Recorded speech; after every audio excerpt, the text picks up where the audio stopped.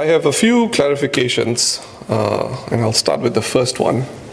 The framing of suggestions that the opposition puts forward about the use of the reserves. And I think it's important.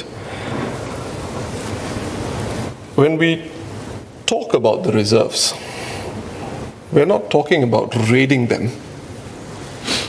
It's about slowing the growth slope of the reserves. So the principle is not touched. And there's nothing unusual about this, because the PAP do it too. How so? In 2016, this House, including members of the Workers' Party, we agreed to include Temasek in the NIRC formula. Does that not reduce the growth of the reserves? It does. So the argument cannot be that when the opposition tries to put that proposal forward, somehow we are engaging in some sort of chicanery to steal what previous generations have toiled and perspired over to bring us here. And when we look at alternatives, what are we looking at? Healthcare, aging, the same Singaporeans who worked hard, who toiled hard, who now are in their retirement years, have some difficulties. Questions of intergenerational equity come up. And that's the context through which some of these proposals are put forward. Now, we've asked for numbers. I believe in the last term, DPM Heng said, no, this is a secret weapon. You don't reveal these numbers. But this House, this platform provides us the opportunity to do so, if not in session, in committee. And yes, there is parliamentary privilege, but I'm pretty sure, if it makes sense, I'm prepared to give up my parliamentary privilege if I divulge those numbers, and then I'll be taken to task under the OSA. So why are we doing this? We're doing it precisely because we're looking for alternatives to better consider the welfare of Singaporeans. Prime Minister spoke about the that social media post of Piyush Gupta and obviously completely malafide intentions. But when an issue isn't framed accurately and the opposition is made to look like charlatans, surely we have to stand up and say, no, that's not the agenda. And so I hope that clarification is helpful when we talk about reserves and why those numbers matter to us. The second clarification deals with the anecdote Prime Minister shared about a lady who spoke to Senior Minister Teo, and that choice, that difficult choice she had to make about I can vote the PAP, so there'll be enough people voting for the PAP, they will be the government. But there are also people who are saying 2 for 1. This is an old issue, it's come up before in previous elections. And there's also another side of the coin. That's one perspective.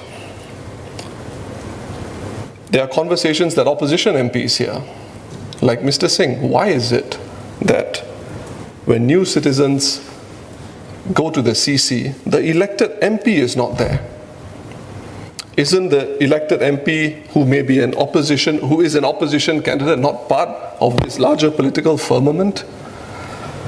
Isn't that unfair?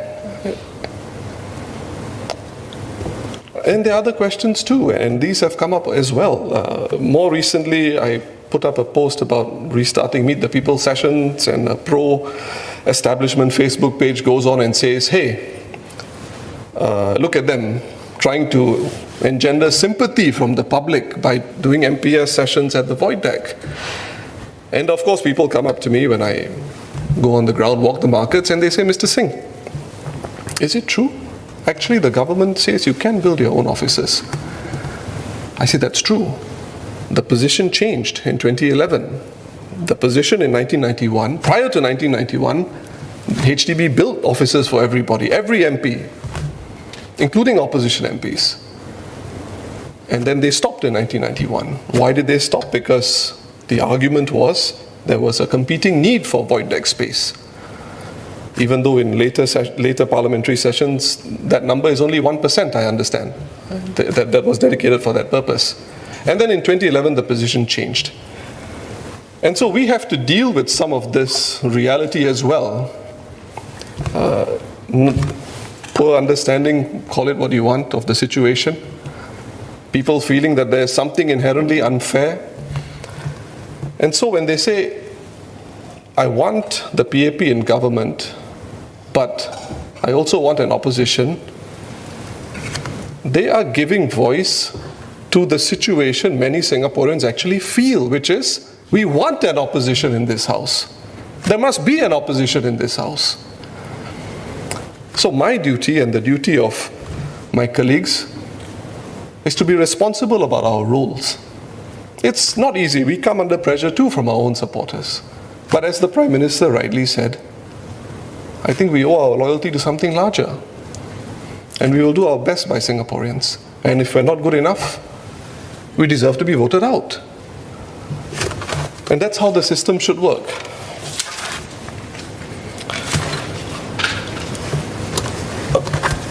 Prime Minister referred to a point about a comment I made in my speech about the system will still run and so forth. Well, these are not just my thoughts. I refer the Prime Minister to the unofficial biography of the PAP, which was published by the Straits Times Press, if I remember correctly. And in it, Mr. Lee Kuan Yew, our first Prime Minister himself, says this, and I quote, "At the end of the day, if you're running the system properly, you must have a distinction between what is the party, what is the government. So if you're voted out of office, the machinery is there for the next party to take over. So although we do not have much of an opposition, we keep the system going so that at any time the party is out, the government, parliament, the civil service will be there. The police, the armed forces will carry it through. It is not going to collapse," unquote. Sir, when Mr. Speaker, the opposition cause, we didn't have heady dreams of becoming government. It's certainly not me. Why did I do this? I believe in an opposition, in a parliamentary democracy. It's not going to happen with people just hoping someone else does it. Somebody has to put his flag in the sand and say, I'm going to do it.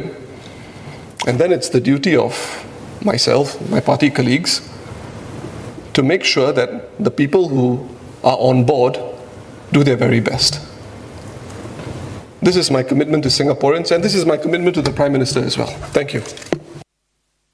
Prime Minister. I thank the Leader of the Opposition. On reserves, I'm not arguing on the technicalities of percentages, drawdowns, NIRC, and so on. I'm going on a basic principle that our mindset should be, what is a rainy day fund, what is my daily expenses, and I meet my needs. We do draw from the rainy day fund a certain stream of income to spend.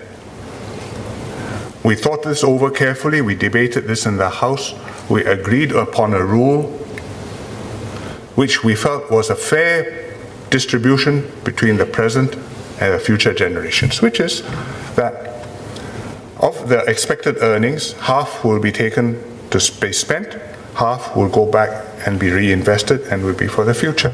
We made that decision knowing that there would be ups and downs, knowing that one day we would be short of money, knowing that we should stick to this for quite a long time and not revisit this as soon as we need money. We are not, Mr. Singh says we're not talking about bringing the reserves down. But as you know, in financial investments, there's no certainty about reserves going up. It can come down for any number of reasons. We may have to draw on them, like we did this year.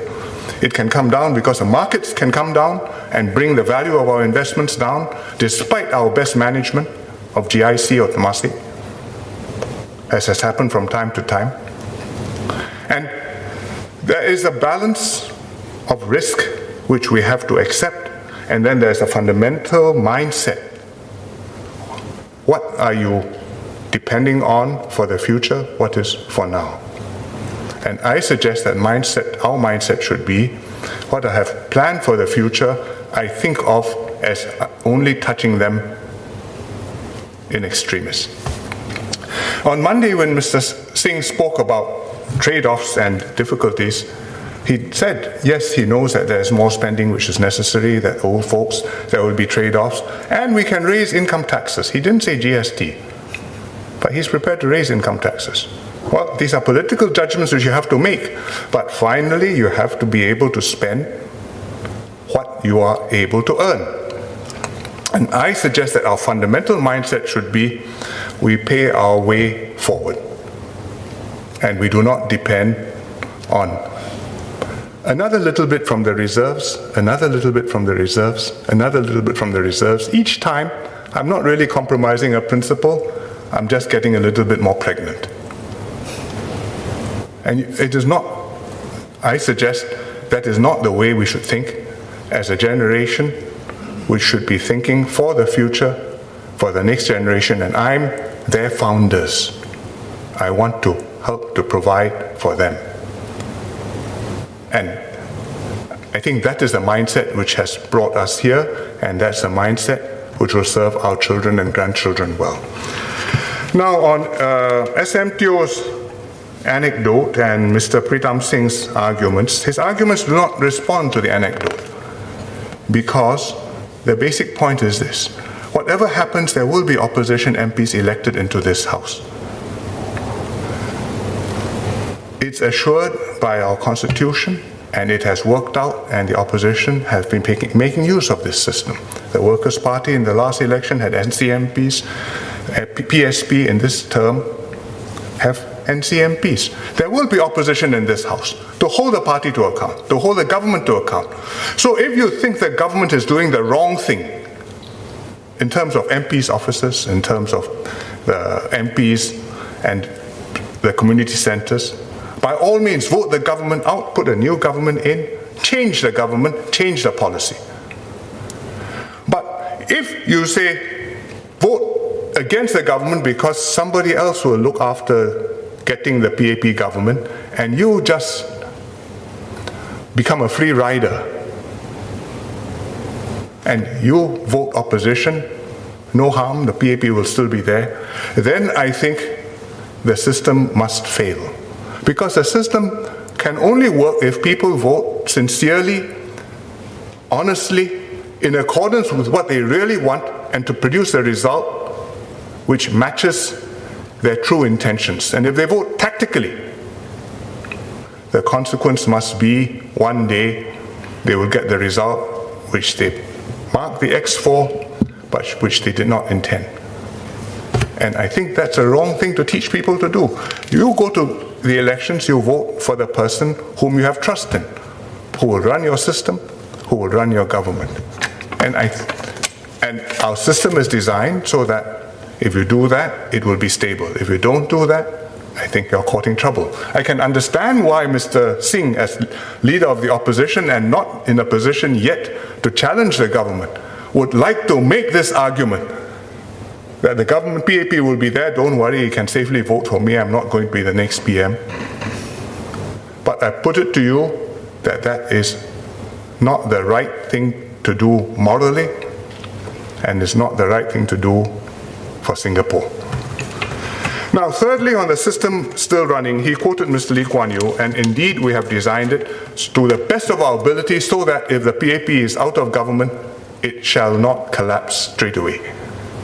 But let me just ask you whether you really believe that if this team, if the PAP one day hands over to a new opposition party, the system can work the way it has been working? Yes, you can keep it flying. There's an autopilot. You can fly straight and level for some time. There are countries where the political system continually produces revolving door cabinets. Japan for a time was like that, before Mr. Abe became Prime Minister a second time. And every 6 months you have a new Prime Minister, a new Minister for Trade and Industry, and so forth. Country didn't collapse. Did it do well? No.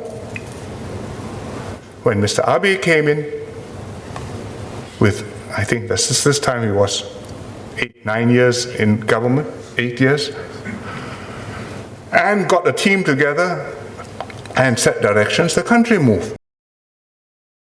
So the system is such that with civil servants and the SAF and so on, therefore it doesn't matter who is the government.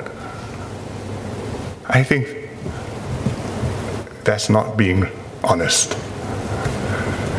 In that case, we can dismiss all the ministers. They can go on leave. We don't need ministers. Anybody can be a minister. But you need to run a system which is finely tuned and capable. You need a very capable hand at the top. The ministers are not just presiding. The ministers are executive. They are running the ministries. They are expected to know all about the ministries, every in and out of the policy. When he comes here to answer in the Committee of Supply or in case there are parliamentary questions, he does not refer to his administrative vice minister, which is what the Japanese have, or in our equivalent would be the Perm Singh. He must master it and explain it. And when he runs the ministry, he must decide what the contents are, what the direction is, the details, and if necessary, override the officials and decide on the direction. That's how we have done COVID-19. That's how the ministerial task force has operated. Long discussions, all views heard. Finally, the ministers must decide, and quite from time to time, the decisions is not what the staff consensus come up with, because there are partly there are political factors, but sometimes because the minister must exercise judgment and take responsibility. The staff did not recommend the circuit breaker. We discussed it in cabinet. There were many pros and cons. I said, better think about this carefully. Don't make an off the seat of the pants decision. Go back, sleep it, work out a proposal, work out another proposal, 30% more draconian. Come back day after tomorrow, come back tomorrow morning, talk about it. Discuss, decide. Cabinet decides. It's a big decision, $5 billion of a supplementary budget. Civil servants, unelected, can make this, can carry this. New government come in, can know how to do this, and have that feel and that trust and that confidence of Singaporeans, as well as the officials, as well as investors and everybody else watching us. Anybody can make it happen. I think that's not in this world. Mr. Singh. Thank you, Prime Minister, for your responses. Just 2 points. The first one about the free rider. I don't think the residents in Aljunied, Hougang for 30 years now, and even Sengkang, as a result of the results of the last election, would appreciate being called free riders. They're not free riders. Residents of Aljunied, I can speak more authoritatively for Aljunied residents because I'm a sitting MP there. We're not just doing nothing, having been voted in. We're not just letting the other guy, the government of the day, do something. We've got to do what we have to do. We've got to run the town council, which is why Mr. Lee Kuan Yew conceived of the town councils in the first place. Because if you want to move forward in this system as an opposition member of parliament, you've got to prove your worth in the town council. And we've had growing pains. I think I'm not going to deny that. But if we were bungling things up, I wouldn't be here today. My team wouldn't be here today. We've tried our best in the circumstances that we are in. The Sengkang team is not going to have an easy time. First term, it's always going to be tough. But the residents the voters of these constituencies put their faith in us because they know an opposition in Parliament is ultimately good for Singapore. And it's not just, and if I can suggest this, it's not just the NCMP version of the opposition. With full respect to everyone who's an NCMP in this Parliament and those that came before. But it's when you have elected opposition MPs that the government listens harder. And that means something to people. That's my view. I'm sure people the PAP may have a different view on it. But that's my perspective. And that's why it's so important for there to be elected opposition MPs. The Prime Minister spoke about a dishonest sort of packaging of what I'm suggesting.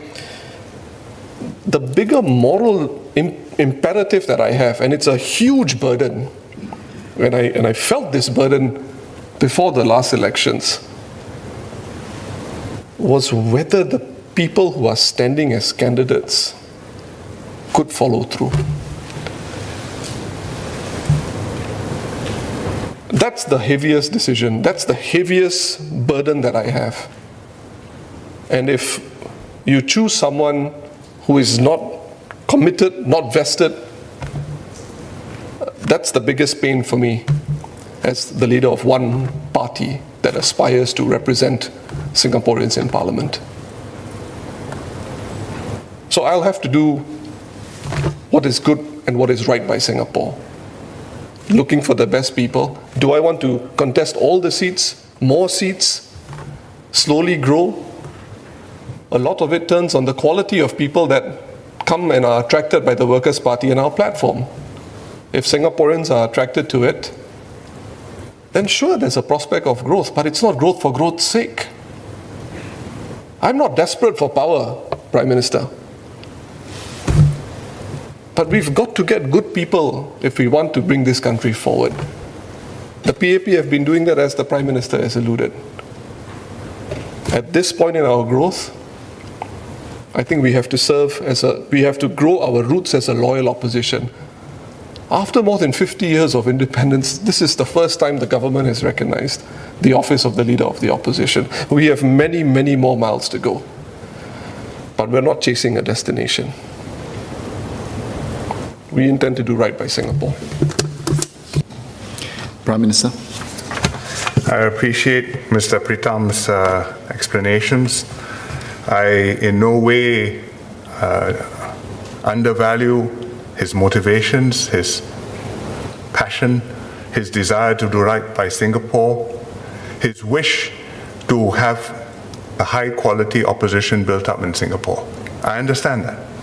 I think it's good for Singapore that you have honest people in the opposition, people who believe in what they're trying to do, people who will stand up and fight for their ideals, and from time to time disagree very strongly with the government. I think that's entirely reasonable. I think it's also good that you have opposition who take their town council responsibilities seriously, who look after their constituencies assiduously, conscientiously, and do their best for their MPs, and give the MPs a reason to vote for them. I think it's entirely reasonable to tell, but what I would say, however, is if you stand and you tell people, vote for me, I will be a better MP than the other one, than the PAP MP. I think that's entirely reasonable. But if you say, vote for me, somebody else will vote for the PAP, and therefore the PAP will be the government. That, the economists will call a free rider. It means that you're taking advantage of somebody else who's doing the duty of electing a government for the nation, and you're not doing your part, expressing your true views and preference as a voter, whom you want to be the next government. And if everybody takes that attitude, then you're going to end up with a government which you don't want. Because the argument which he makes is that he's very careful. He only chooses candidates he can trust to be Workers' Party candidates. I think I give him that. It's the right and responsible attitude to take. But I think other opposition parties may say they have been trying to get good candidates too. And they could make the same argument as you have, that it's good to have an opposition in Singapore. Vote for us. Somebody else will look after the government of Singapore. So supposing that the PSP had been as persuasive as Mr. Pritam Singh, and the SDP had been as persuasive as Mr. Pritam Singh, and more voters had taken such an attitude, where would Singapore be? Is that the right outcome for Singapore? So therefore, something is wrong when you say, I really want one government, but I will vote for another one.